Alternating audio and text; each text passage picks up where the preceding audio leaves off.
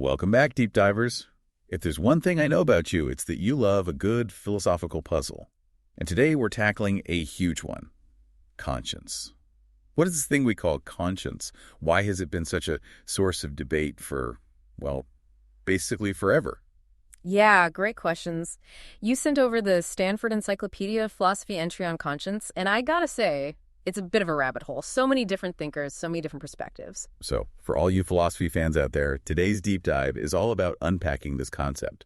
We'll explore how philosophers have understood conscience, its complexities, and its role in our lives. Right. And to make sense of all this, we're going to look at conscience through four main lenses. Four. Yeah. First, we'll look at the idea that conscience is pluralistic, morally neutral, and subjective. Then we'll consider it as self-knowledge, a kind of inner judge. Then its role as an epistemic faculty, a source of moral knowledge. And finally, we'll explore conscience as motivation for moral action and as a foundation for our personal integrity. Okay, so starting with this idea of conscience being pluralistic, neutral, and subjective. That sounds a bit counterintuitive, doesn't it? We often think of conscience as this firm inner guide.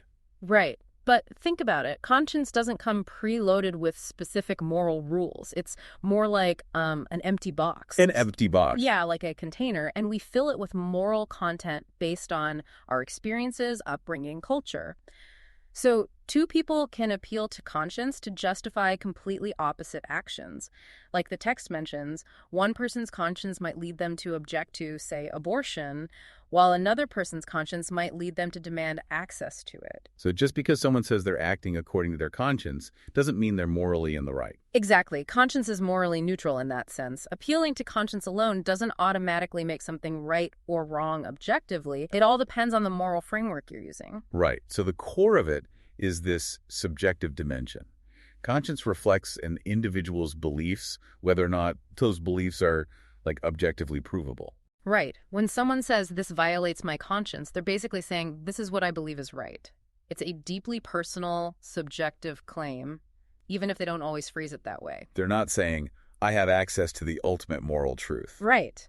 And Childress makes a good point. Appealing to conscience is often a shift away from trying to prove objective rightness. It's more about asserting subjective rightness. This is what I believe, and it's fundamental to who I am. Okay, so conscience is this subjective, morally neutral capacity. Now let's get to the idea of conscience as self-knowledge and self-assessment. This is where that image of the inner voice or judge comes in, right? Yeah. And this idea goes way back, like ancient Greece way back. It's this notion that we're kind of split into two, an actor and an observer. We're constantly watching ourselves, judging ourselves, and comparing our actions to our moral principles. Like having an internal philosopher constantly analyzing our every move. In a way, yeah. But it's not always a solo act. Sometimes we imagine this internal observer as someone else. Epicurus, for example, thought of it as an admired philosopher. Adam Smith talked about an impartial spectator. And then there's Kant, with his idea of a higher moral authority that we appeal to internally. Kant really captures that judgmental aspect of conscience with that internal court imagery. Like he describes it as practical reason holding the human being's duty before him for his acquittal or condemnation. Intense stuff. Yeah. And think of Huckleberry Finn. He knows it's wrong to help Jim escape slavery, according to the society he lives in, but he does it anyway, and his conscience punishes him for it. And it shows how we tend to give our own conscience more weight than others. Right. We're always more understanding of our own moral dilemmas than other people's. Yeah. What about people who don't seem to have this inner judge, like psychopaths? That's a good question. Some researchers think psychopathy might involve a disconnect between knowing right from wrong and feeling the guilt or remorse that usually comes with doing wrong. They might understand moral rules, but not feel that internal sting when they break them. Interesting. So it's like the knowledge is there, but the emotional enforcement is missing. Mm. And there's some debate about whether those self-evaluative feelings are conscience or if they're just caused by conscience. Yeah. Some, like Fuss, say conscience is basically made up of those feelings. The negative feeling itself is the conscience. Others, like Broad, and even Freud, with his concept of the superego, see conscience as the thing that produces those feelings as a way to keep us in line. Like, is conscience the alarm clock itself, or is it the sound the alarm clock makes? Exactly. Now, we tend to think of conscience as being all about guilt and shame, the bites of conscience. But some philosophers have also talked about a joyful conscience. Joyful. That seems like a total opposite. Yeah. Thinkers like Cicero and Seneca, and later, Protestant figures like Luther and Calvin, believed in a joyful conscience. But the source of that joy differed. For Protestants, it was more about God's grace and forgiveness. Right, like the relief of knowing you're forgiven. Okay, let's shift gears now and talk about conscience as a source of moral knowledge, its epistemic function. This could be knowledge of absolute moral truths or more culturally specific norms. Right. Now, even if we grant that conscience can give us moral knowledge, it probably doesn't work like our other ways of knowing things, like reason or intuition. It's more mediated, meaning it often relies on some external source. So in Christianity, conscience is often seen as a witness. It doesn't directly access God's law, but points to its presence within us. Exactly. Paul uses that metaphor a lot, and it's similar in Islam, too. It's like a form of introspection where you're looking for that moral law believed to be inherent in us. Ratzinger talks about an original memory of the good and the true, and he saw conscience as an inner sense that echoes this memory. And the Catholic Church even calls it the voice of the Lord echoing in the conscience. But if it's just a witness, wouldn't that mean it can be wrong sometimes? Like our conscience could be mistaken or influenced by bad sources. Exactly. Thinkers like Aquinas believed conscience could be fallible. He thought it worked by applying universal principles, which he saw as divine laws, to specific situations. But that application process can go wrong. Right, like knowing the rules of logic but still making a logical fallacy. Yeah, but then you have someone like Newman, who thought conscience was more of a direct moral sense. For him, knowing what's right and feeling compelled to do it were almost the same thing. So for Newman, it was more intuitive. You just feel it. What about the more secular view, where our moral principles come from our culture and upbringing? Doesn't that make conscience pretty relative? Definitely. In this view, conscience is how we internalize the social and cultural norms around us. But, like we see with Huckleberry Finn, a conscience shaped by a morally questionable culture can lead to some messed up conclusions. Right, like if someone grows up believing slavery is okay, their conscience might tell them that. That doesn't make it right. And figures like Montaigne and Hobbes were skeptical of conscience for exactly that reason. They saw it as just a reflection of our cultural biases. Okay, so we've got this idea of conscience as a kind of witness to a pre-existing moral law, which can be fallible, and a more culturally shaped view, which is relative. But what about the idea of conscience as a source of direct moral knowledge? Yeah. That's a different beast altogether, right? It is. Rousseau, for example, disagreed with those who thought conscience was just a product of culture. He thought we have an innate moral sense that gets corrupted by society. For him, conscience is this innate principle of justice and virtue, almost like an instinct. So deep down, we know what's right and wrong, and conscience is our connection to that knowledge. Yeah, that was Rousseau's idea. Oh.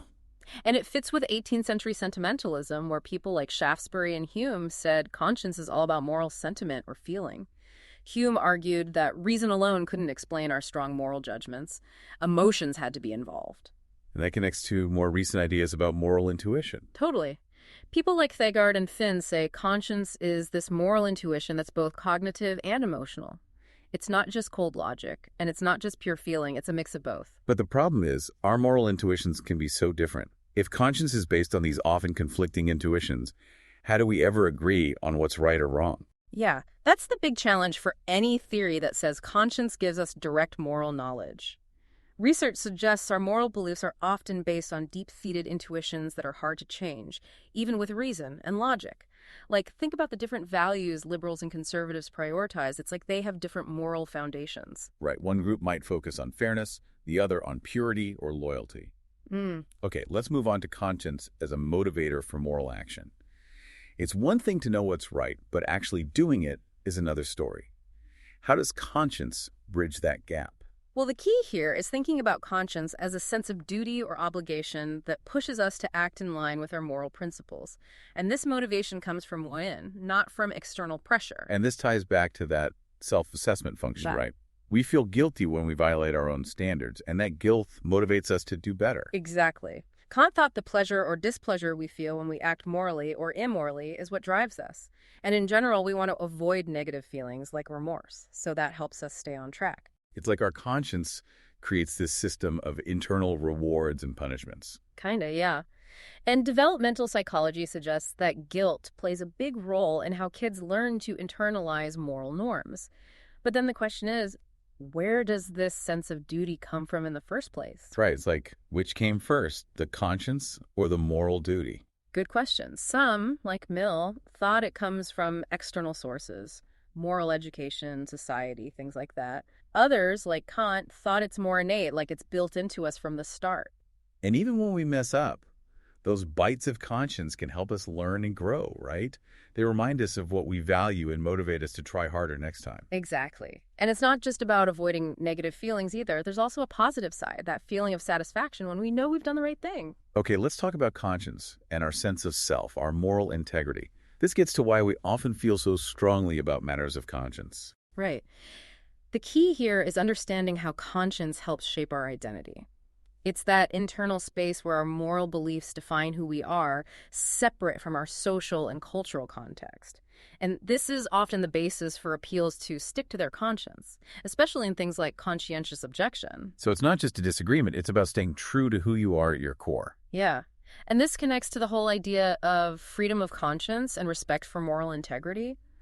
Violating our core moral beliefs can feel like a violation of our very being. Like in the identity view of integrity, where staying true to our identity-conferring commitments is crucial. And conscience, in this context, can be understood in two ways, right? As the specific beliefs that define us, or as the ongoing commitment to upholding those beliefs. Exactly. It's both what we believe and our commitment to living by those beliefs. And this understanding of conscience is often used to justify protecting conscience, especially in sensitive areas like healthcare. Which brings us back to psychopathy. If people with psychopathic traits don't experience the emotional side of conscience, it makes sense that they might not base their identity on moral traits as much. Right. And studies suggest we often define people, and maybe ourselves, more by their morals than their memories or other personal characteristics. Pretty fascinating stuff. Okay, so we've covered a lot of ground. Let's talk about freedom of conscience. The text says appeals to this freedom become more common when traditional structures of authority weaken. Why do you think that is? Well, when external sources of moral authority, like religious institutions or governments, lose their grip, people tend to rely more on their internal compass, their conscience. Like Pierce noticed this in ancient Greece after the fall of the city-states, and we saw it again in 17th century England during all the religious turmoil. Right, when the external rules are shaky, the inner voice gets louder. The text outlines three main arguments for freedom of conscience. Let's start with the argument from ineffectiveness or hypocrisy. This argument basically says you can't force someone to believe something. You can make them act like they believe it, but that's just hypocrisy. So trying to suppress conscience is pointless. It just creates insincerity. Early Christians used this argument a lot to defend their right to practice their faith. But then, ironically, when some Christian institutions gained power, they didn't always follow that principle. They often justified persecuting heretics, saying it was necessary to save their souls or guide them toward the truth. Yeah, that's a big historical contradiction.